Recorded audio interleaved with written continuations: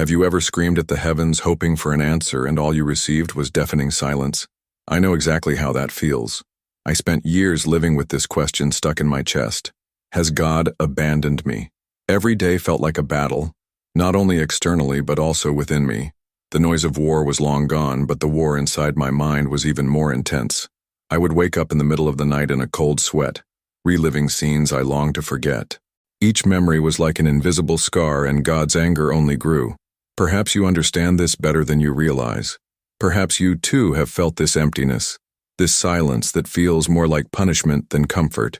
Stay with me until the end, because what you're about to discover may surprise you.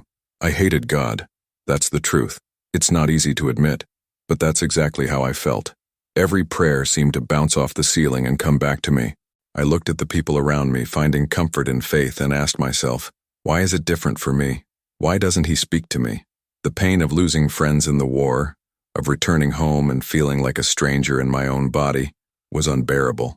Everything reminded me that I was no longer the same. The world moved on, but inside me, it felt like time had stopped.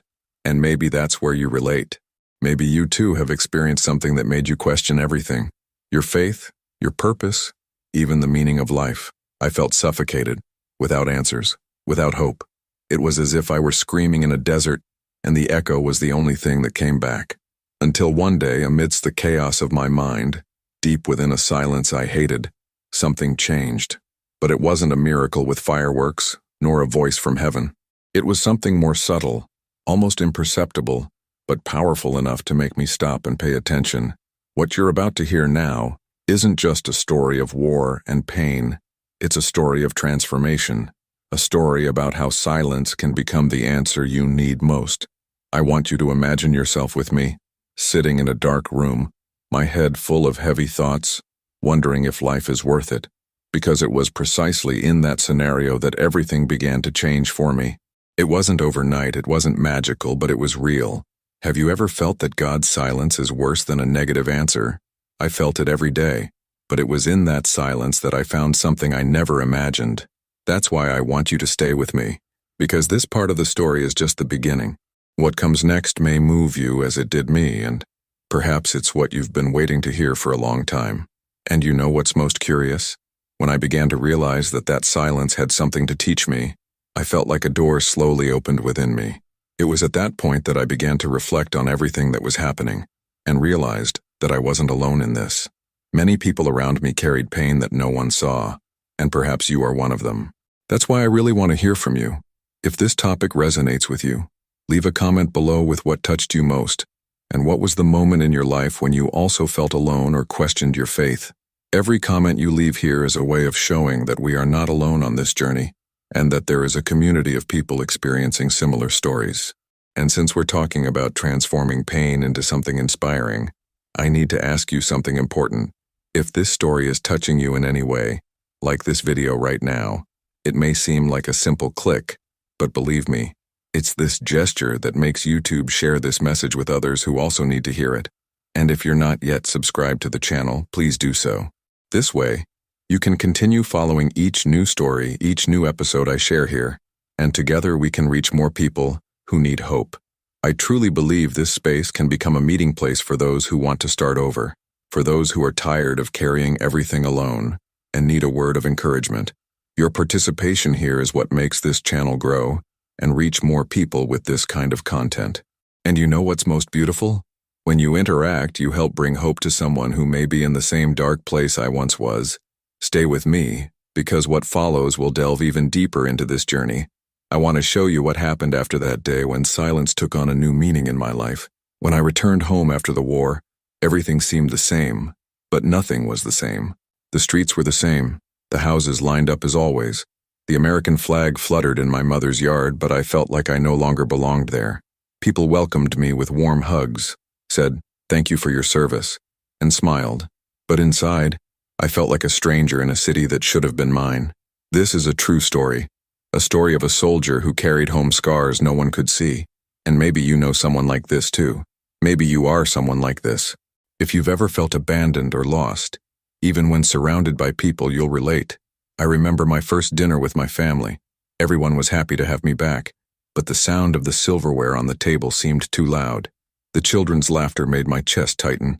I looked at them and thought, why can't I feel the same joy? It was as if my body was there, but my soul remained on the battlefield. Every sound, every door slam, every firework in the neighborhood was a trigger that sent me back to chaos.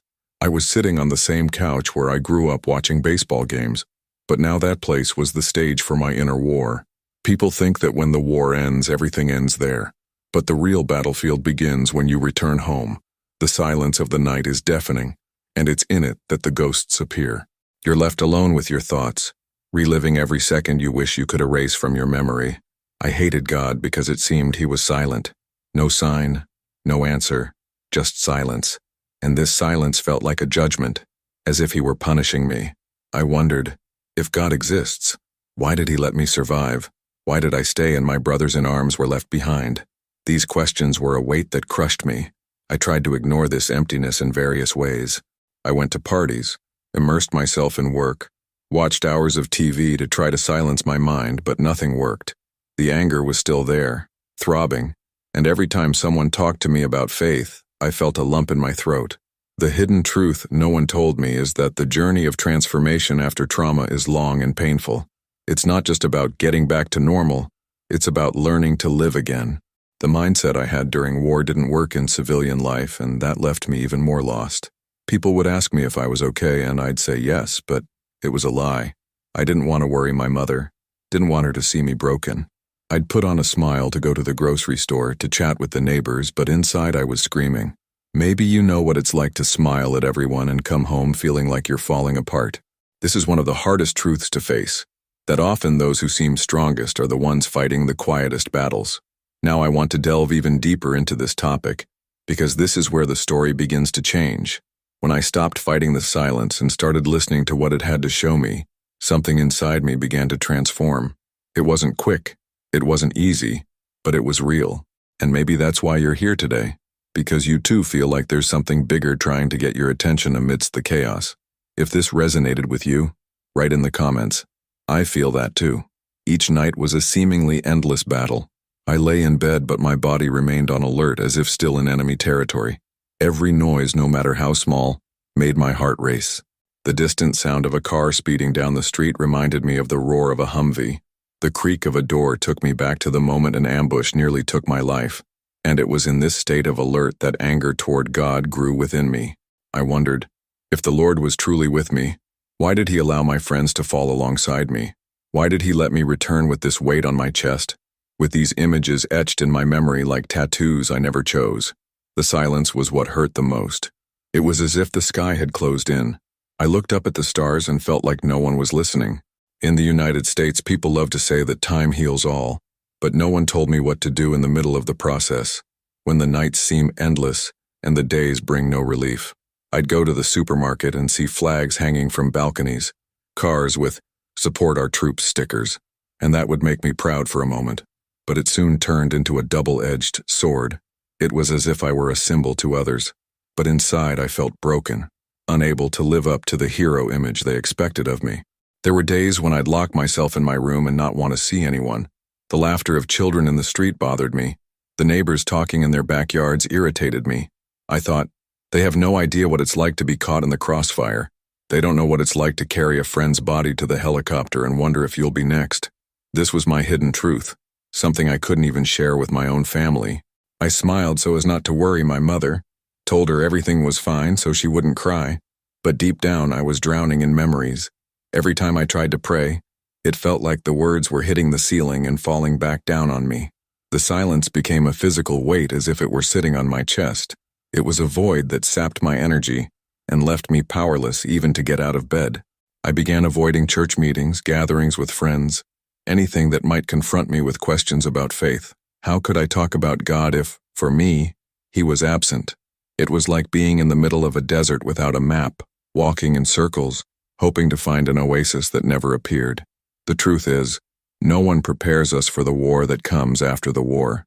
Survival manuals teach how to pitch a tent, how to clean a weapon, how to react to an ambush, but there's no manual for rebuilding a fragmented mind.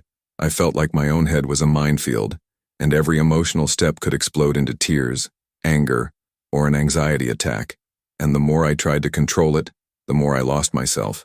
God's silence seemed to scream at me, "You are alone." But deep down, a part of me refused to believe that this was the end.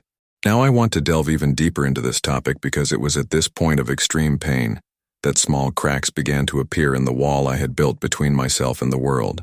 It wasn't pretty, it wasn't quick, but it was the beginning of something. I began to realize that silence wasn't just any void. It had something to tell me, and that's what I want to continue telling you about, because that was the moment something inside me truly began to move. Comment. I feel that weight too, but it was just when I was ready to give up that something unexpected happened. And it wasn't a voice, it was silence. A silence so deep it seemed to envelop me completely, and somehow it wasn't as threatening as before. It was different, almost welcoming. I remember the day clearly. I was sitting in my backyard alone with my hands covering my face. The distant sound of crickets mingled with the sound of a train passing in the distance. I didn't ask for anything that night. I didn't pray. I didn't cry. I just lay there, breathing, and it was as if, for the first time in a long time, I'd given my soul permission to stop fighting for a few minutes. This silence was like a mirror, showing me everything I'd been trying to avoid. It brought to the surface memories I'd been pushing to the back of my mind, but this time, they didn't come with the same force as before. It was as if I were seeing behind the scenes of my own story, observing from the outside the impact each decision, each loss, had on my life. In that moment, I realized that the anger I felt toward God was actually the pain of someone who wanted immediate answers. It was the reaction of someone who doesn't understand why certain things happen, of someone who seeks meaning amidst chaos. The transformation didn't begin with a grand miracle or a spectacular revelation. It began there in the stillness. When I finally understood that I needed to stop running from myself, I realized that my mindset was shaped for combat, for survival, and that I continued to act as if I were on the battlefield even though I was at home. Every person who approached me was seen as a potential threat, every new situation as a risk. I wasn't living, I was just reacting, and that silence showed me how much I needed to make new decisions if I truly wanted to live again. In the United States, it's common to talk about resilience and willpower, but few people talk about the emotional price paid to maintain this image of strength. I learned to smile for the camera at tributes, to wave to strangers who thanked me for my service, but no one saw behind the scenes. No one knew about the long, sleepless nights or the days when the simple task of getting out of bed seemed impossible. It was in this contrast between what I showed the world and what I was actually experiencing that silence brought me a hidden truth. It wasn't weakness to admit I was broken. This moment of revelation had a profound impact. For the first time, I felt I no longer needed to pretend I was okay to please others. This didn't mean everything suddenly improved, but it was like unlocking a door that had been stuck for years.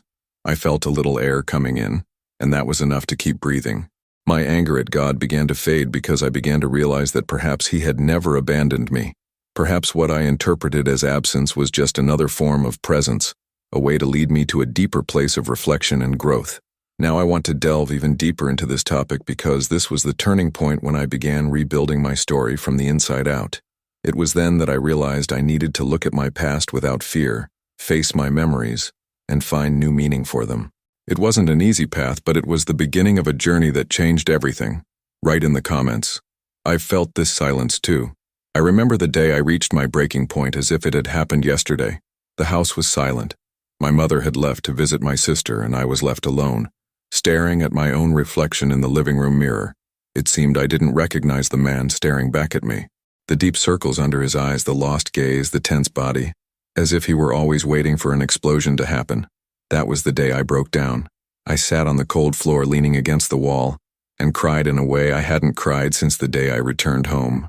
It was a heavy, almost violent cry, as if I were expelling everything that had suffocated me for months. I screamed soundlessly, asking where God was. My fists pounded the ground as if I wanted to break the silence that seemed to mock me. It was as if every memory came rushing back, the screams on the battlefield, the sound of gunfire, the dust burning my throat, my friends falling one by one. I felt trapped in a cycle of memories as if my mind had been hijacked. That was the darkest point of my journey. The feeling of abandonment was so overwhelming that I thought it might be best to disappear altogether. In the United States, we hear a lot about statistics of veterans taking their own lives, and in that moment, I understood why so many people reach that point. It's not about weakness. It's about exhaustion. It's when the pain becomes so constant that you can't imagine a way out. It was in this state that I remained for hours, without turning on my cell phone, without the TV, without drinking water. There was only the weight on my chest, and the feeling that life had lost its meaning. But curiously, it was also in this place of complete solitude that something began to change. When you hit rock bottom, you realize there's nowhere left to run, and somehow, this brings a kind of clarity. That day, the silence that had previously terrified me seemed to invite me to look within myself, to see the wounds I'd been hiding. It was almost as if I were behind the scenes of my own story, watching every scene that had brought me to this point, as if someone had pressed the pause button so I could breathe. The transformation began there, in a strange and even uncomfortable way. I realized I needed to make decisions, that if I continued on the same path I would end up destroying myself. It was as if a ray of hope had emerged amidst the chaos, small, fragile, but enough to lift me up from that floor. From that day on, I began to accept that I needed help, and this was one of the greatest revelations of my life, understanding that asking for help is not a sign of weakness, it's a sign of courage. The hidden truth is that most of us try to face everything alone because we're afraid to appear vulnerable, but vulnerability is precisely what opens the door to healing. I began writing down everything I felt in a notebook. At first, they were just loose words, angry scribbles, disconnected memories. Over time, those pages became a kind of map of my mind, showing where the darkest places and the bright spots were. With each day that I wrote, I felt a weight lifted from my shoulders. This was the most unexpected impact, discovering that my own story, even filled with pain, could become a bridge to something new. And, little by little, that feeling of abandonment began to give way to a strange kind of peace. Now I want to delve even deeper into this topic because it was from this breaking point that my journey took a new direction. It was when silence stopped being just a void and became a space for reconstruction. I want to show you how this process continued and what choices truly changed my path. Write in the comments. I already felt the ground disappear. That night, when my body was exhausted from fighting and my eyes burned from crying, something inside me began to quiet. It was as if the very air around me had shifted in weight. The silence that had previously seemed to mock me became different, almost alive, as if enveloping me protectively. It wasn't a voice. There were no audible words, but something in my heart began to reorganize. For the first time in a long time, I felt I could simply exist, without needing to explain, without needing to fight, without needing to justify the pain I carried. It was as if God was there, not to speak but to teach me how to listen. The sensation was strange at first because I was used to chaos, to the constant noise of my mind screaming. Suddenly there was a kind of pause, a pause that seemed to invite my soul to sit and breathe. I didn't see bright lights, I didn't hear choirs of angels, but I felt such unexpected relief that my entire body relaxed. My hands, which had previously been clenched into fists, unclenched in my lap. My breathing slowed, deepened.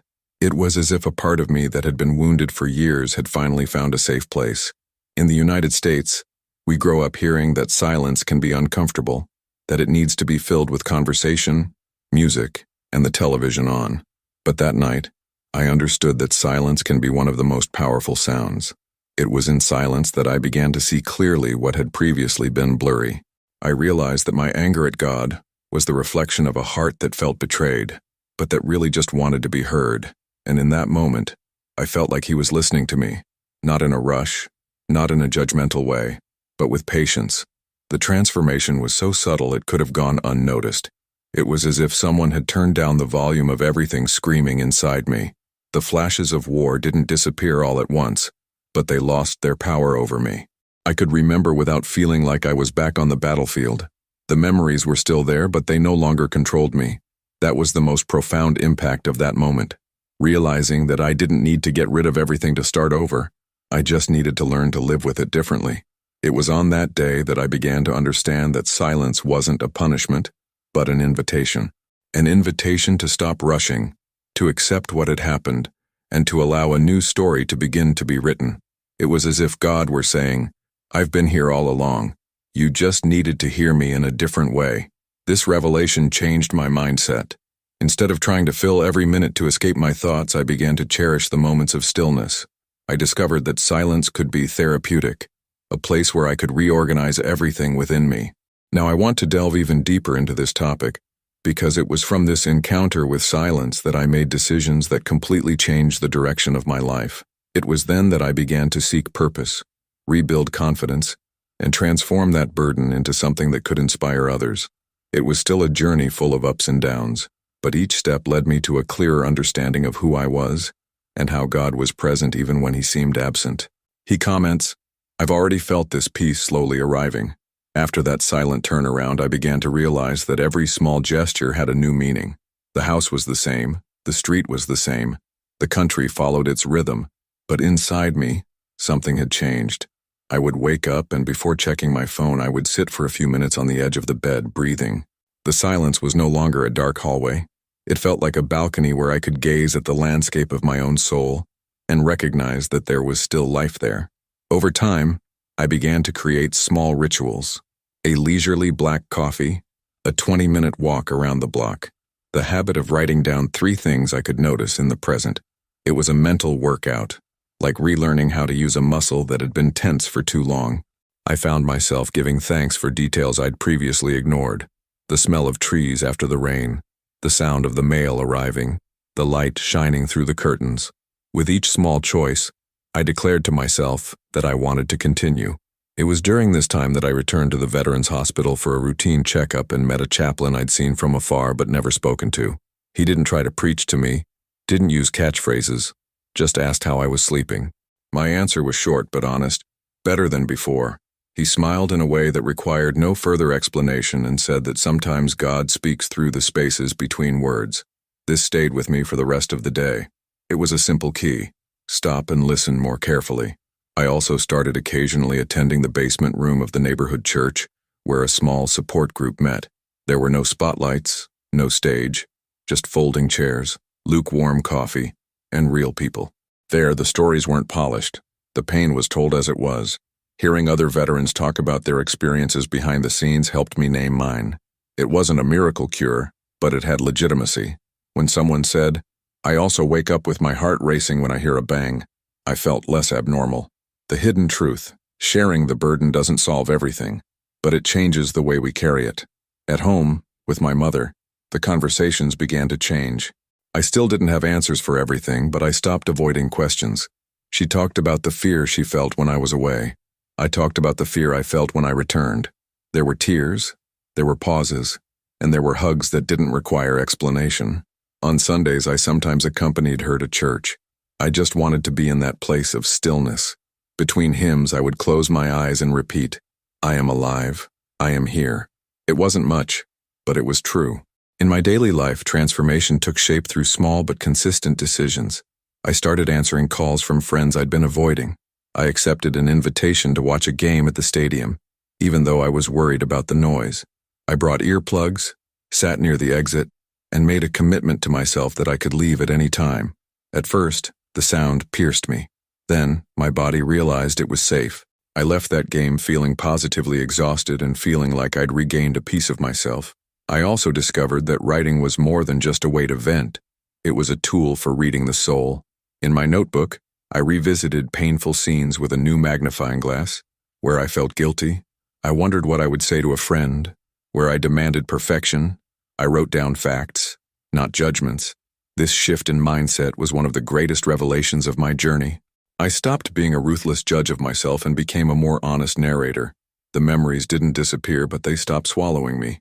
I could look them straight in the eye without breaking down. There were setbacks, and I don't romanticize them. The 4th of July arrived with its trail of fireworks, and for a few seconds my mind wanted to drag me back to the bunker. My heart raced, my vision narrowed, and the old question threatened to return. Where is God?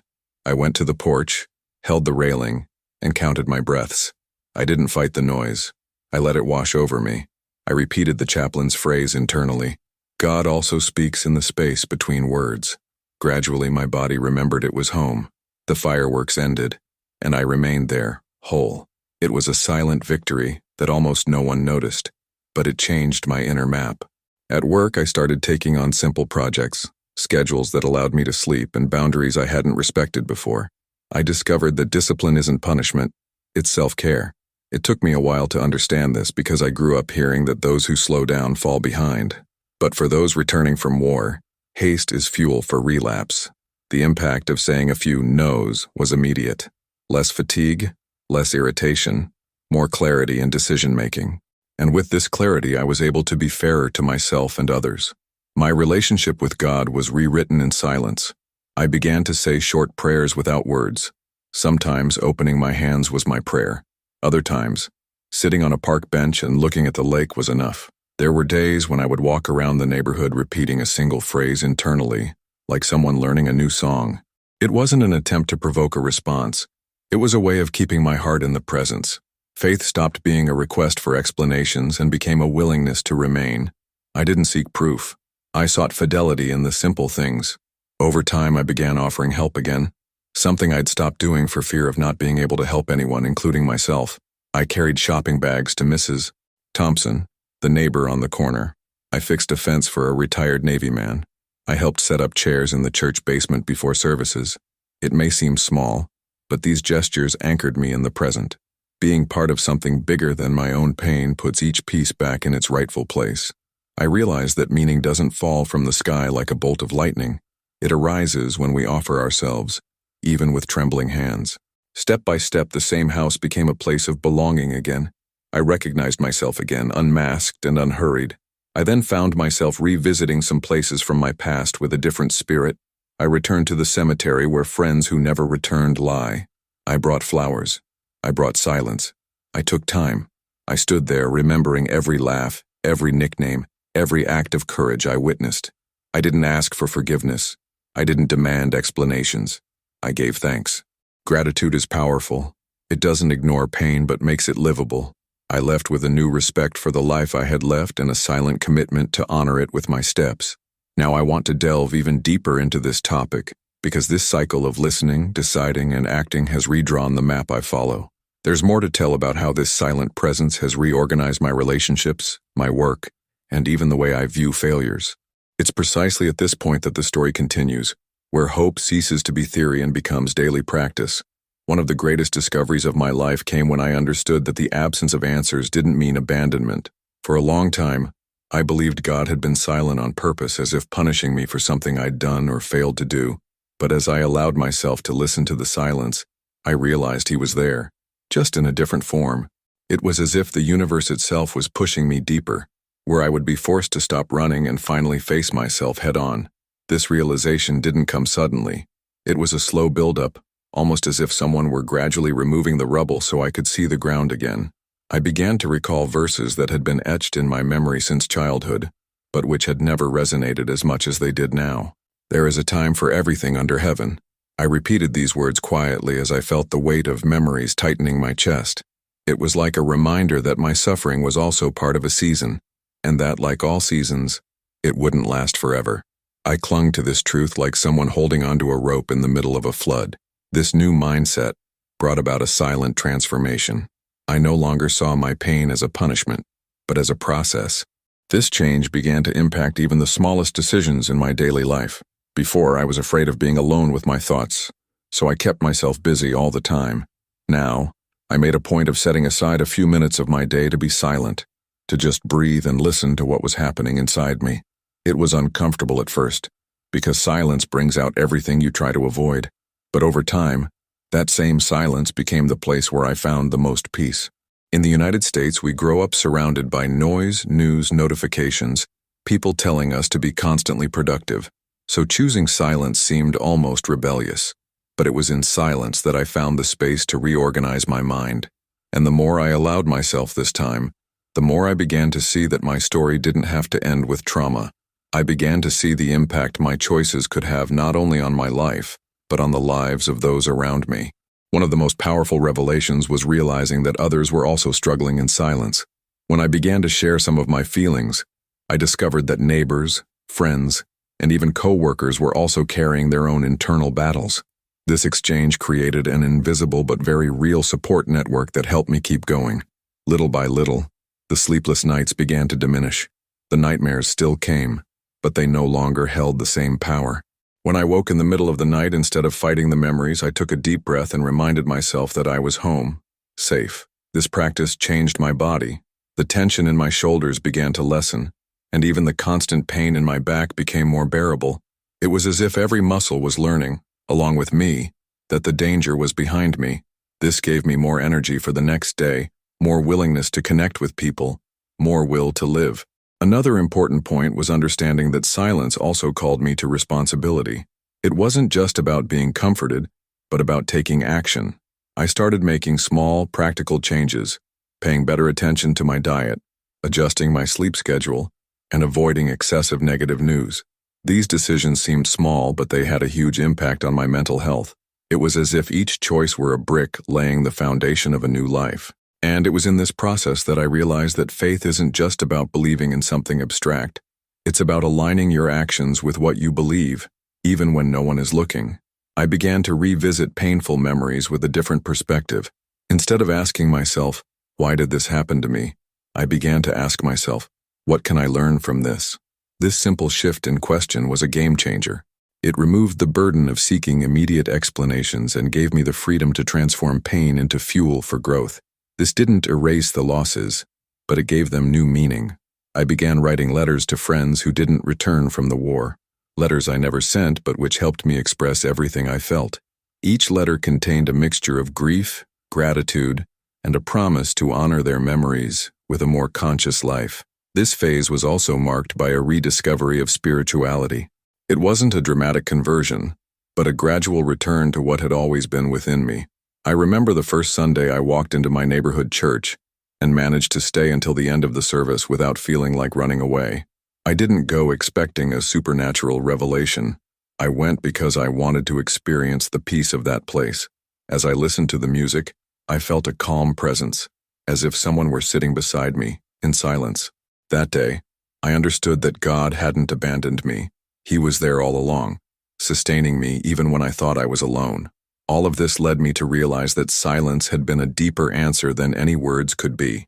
If he had given me an immediate explanation, I might not have learned to slow down, to face my own monsters, to grow from within. This was the hidden truth that resonated most with me. Sometimes God doesn't change the storm because he wants to change you first. And this transformation is what brought me here, standing tall, with a story to tell. Now I want to delve even deeper into this topic because this learning has begun to affect not only my inner life, but also my relationships, my work, and the way I see the future. There's something powerful that happens when you learn to trust the process, even without understanding all the whys. That's what I want to continue talking about because it's what gave me the strength to build a meaningful life again. Comment: I felt God in the silence. If there's one thing I've learned on this journey, it's that silence isn't the end of the story, but often the point where it begins to change. For a long time, I feared this silence as if it were a sentence of abandonment, proof that my prayers were being ignored. But now I understand that it was the ground where transformation began to happen. It was in silence that my mind learned to slow down, that my heart found space to feel again, and that my body finally allowed itself to rest without the constant shadow of danger. It's strange to think that the thing I most rejected became the answer I most needed, but that's exactly what happened. There were nights when I would sit alone on the porch just staring up at the country sky, where the stars seemed so close you could touch them. Before, these nights were a painful reminder that the world seemed to move on without me. Today, I see that they were an invitation to realize that even when everything seemed still, something was being restored within me. This was one of the greatest impacts silence brought, the ability to see beauty in simple things again. The distant sound of a train passing, the smell of fresh coffee in the morning, the wind rustling the American flag in the yard, all these small signs took on a weight I had never given them before. This shift went beyond emotions. It began to shape my mindset. I'd always been trained to act quickly, to react before thinking, to solve problems without hesitation. This mindset saved my life on the battlefield, but it was destroying my peace at home. When I learned to pause, to breathe before responding, something shifted. My anger lessened, my bouts of anxiety diminished, and my relationships began to improve. Conversations with my mother became deeper, because I could now listen without becoming defensive. Even my neighbors noticed the difference. The withdrawn man who barely greeted people began stopping to chat on the sidewalk, asking how things were going. It was at this point that I realized that silence was not only a place of healing, but also of training. It was as if God were teaching me, step by step, how to build a new life on more solid foundations. I began making more conscious decisions, going to bed at the same time every day, keeping a notebook to record my thoughts before bed, doing light exercise in the park, calling a friend whenever I felt the weight was getting too much. These simple choices became powerful weapons against internal chaos. The hidden truth is that transformation rarely happens all at once. It's made up of these small decisions that, when added together, change the course of history. And it was in this process that my faith began to take on new meaning. I had spent months, perhaps years, waiting to hear a clear answer from God, something that would lift me from where I was. But what I received was a quiet, constant presence that sustained me even when I didn't realize it. This revelation was liberating because it showed me that I didn't need to feel something grand to know I was not alone. God was behind the scenes of my story the whole time, working out the details, rearranging the pieces, preparing me for what would come next. This understanding gave me a new kind of courage.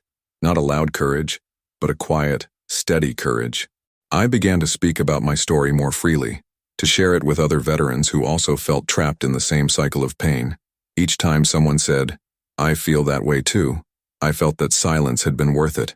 It hadn't been just for me. It had been so I could become a channel of hope for others. And that was perhaps the greatest transformation of all, realizing that my pain could have a purpose. I remember one Sunday during worship, when the pastor read a passage that said, "Be still and know that I am God." These words fell upon me like a sweet weight. It was as if he were confirming everything I had already been experiencing, that silence was not a punishment but an invitation to know who he is in a deeper way. That day, I asked for nothing. I simply remained still, with my eyes closed, feeling a peace that did not come from within. And I realized that for the first time in a long time, I was exactly where I was supposed to be. This doesn't mean everything is perfect. There are still difficult days. There are still triggers that appear without warning. There are still tears that fall without explanation. But now I have tools to deal with these moments. I know they won't swallow me, that they are part of a larger journey.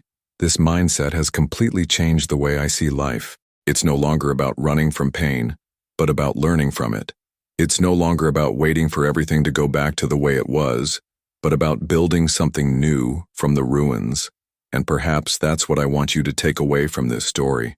If you're experiencing God's silence, perhaps that's precisely where He's closest to you. Perhaps this silence is inviting you to stop, to listen, to rebuild yourself internally before taking the next step. It may seem unbearable now, but I guarantee you, if you allow it, this time will transform you. It will give you strength you didn't even know you had. It will show you a purpose you couldn't see otherwise.